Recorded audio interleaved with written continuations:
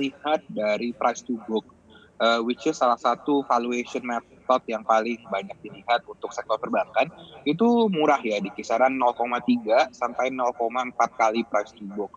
Di mana rata-rata saham perbankan di Indonesia itu mungkin range-nya adalah 1,5 sampai 2 kali price to book. Mungkin kalau kita lihat komparisi dari transaksi yang belum lama terjadi, Bangkok Bank itu membeli Bank Permata dengan valuasi kira-kira 1,6 kali price to book. Jadi kalau kita lihat valuasi Bank Bukopin sekarang 0,3 sampai 0,5 kali itu jelas murah ya. Makanya mungkin jika ada berita Kukmin akan menyerap 51% saham Bukopin, sentimennya akan sangat positif. Tapi mungkin yang perlu kita perhatikan juga itu adalah kualitas dari bukunya. Mungkin kenapa Permata bisa dihargai 1,6 kali, Bukopin sekarang masih di bawah 0,5 kali, itu mungkin ada perbedaan dari kualitas buku mereka.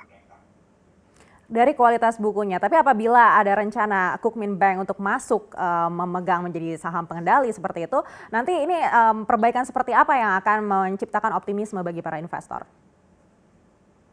Saya rasa yang paling penting adalah capital, karena kalau kita melihat perbankan kan ada beberapa faktor ya. Ada pertumbuhan kredit, ada net interest margin, ada likuiditas, dan juga ada capital. Tapi mungkin yang paling bisa membantu Bank Bukopin setelah masuknya Kukmin Bank adalah penambahan capital, karena ini sebenarnya adalah salah satu faktor yang paling penting, especially ketika krisis mode seperti ini ya, karena kan sekarang lagi ada COVID-19, global juga lagi resesi.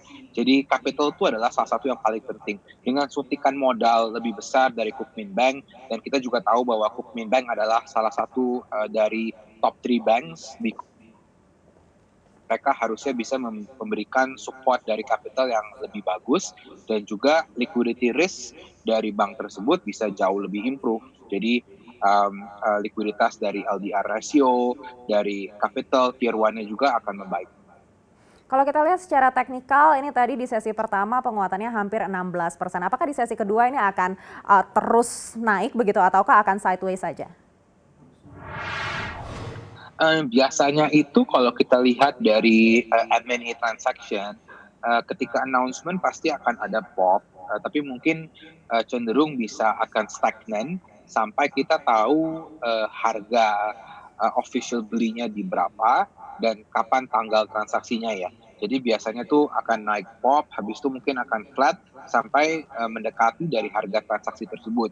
Kita kan belum tahu exactly akan di berapa levelnya, apakah akan ada PO atau lain sebagainya. Jadi mungkin pergerakannya akan lebih menjurus mendekati announcement lebih detail ya. Karena biasanya itu harganya akan merapat dengan harga transaksi.